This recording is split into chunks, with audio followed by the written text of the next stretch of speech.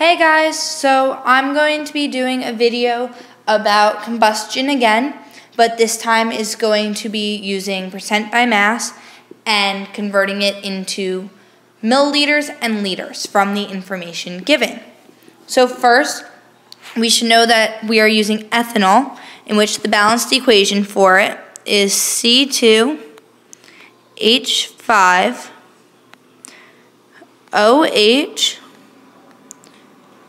plus 3 oxygens, 2 carbon dioxide, and 3 water. Now just make sure you have the coefficients of the numbers in the balanced equation for future reference, because it will become important later in the problem. So, we are given that there is 1.25 liters of water. Liters isn't good to work with during these problems, so we need to convert it into a more usable unit, such as grams. So the density of water is 1 gram per centimeter cubed. Now, it's good to know that a centimeter cubed is equal to 1 milliliter. So now that it's in milliliters and liters are working units, we know that we multiply 1.25 liters by 1 gram per milliliter by 1,000 milliliters for 1 liter. So when you're done with that, the answer is 1250 milliliters of water. So now that we have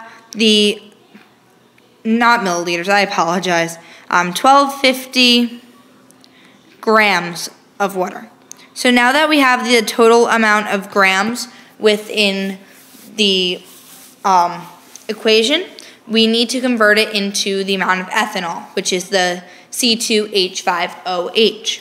So we have 1250 grams of water, and we need to convert that into moles.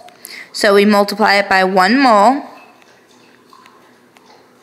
over 18.015 grams, and this is just the molar mass of water. It's adding 2 hydrogen plus 1 oxygen.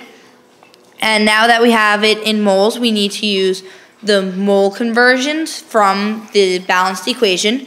So for every 3 moles of water used, there is 1 mole of ethanol. So now we need to find the amount of grams of ethanol. Because the problem is asking for liters, we need to get it into grams and then into liters. So for every 1 mole of ethanol, the molar mass is 46.07 grams.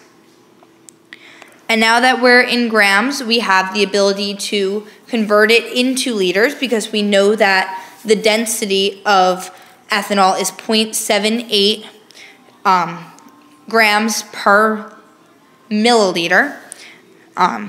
So if it's 0.789 grams per milliliter, we know that if we multiply it by 1,000 milliliters, then we will have it over a liter. So when you multiply it together, then you have 789 grams.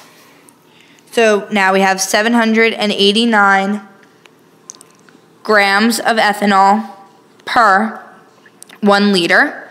And when you multiply that all together, let me just erase this. When you multiply it all together, you have a total of 1.35 liters of ethanol. So that is the answer to the first part.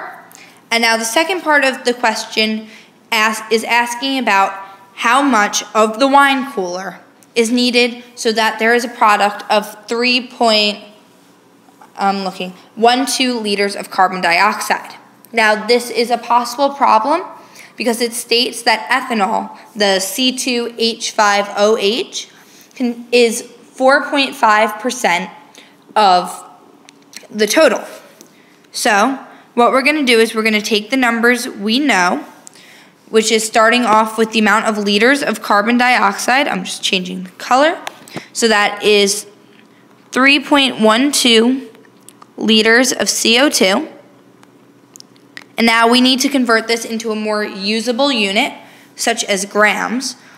So it says that the density of carbon dioxide is 1.80 grams per liter.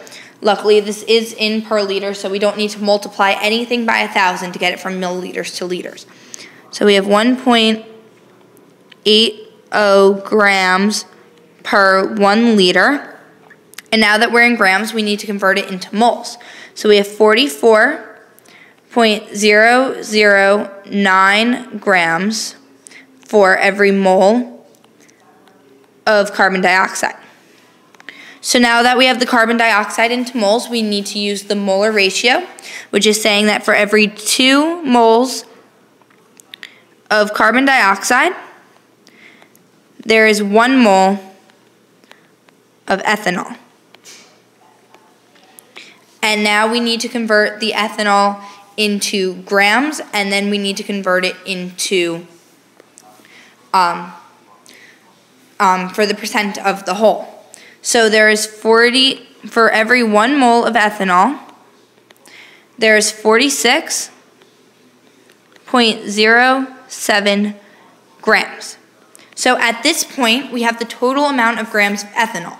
However, ethanol only counts as 4.5%. Now, if you're doing anything with percents, just imagine that it is out of 100 grams. So 4.5% of 100 grams is 4.5 grams. So for every 100 grams of the total wine cooler, there's 4.5 grams of ethanol. So this is the whole dimensional analysis, and when you multiply this all together, you have 65-gram wine cooler will result in 3.12 liters of carbon dioxide being produced. So that is how you do a percent mass combustion in addition to converting it into milliliters and liters. If you have any questions about any of the videos, please feel free to post them in the comment section. In addition, please put down any topics that you need videos on, and I'll be happy to do them. And lastly, please subscribe to my channel so you have the ability to see these videos whenever you want with easier access. Thank you, and bye.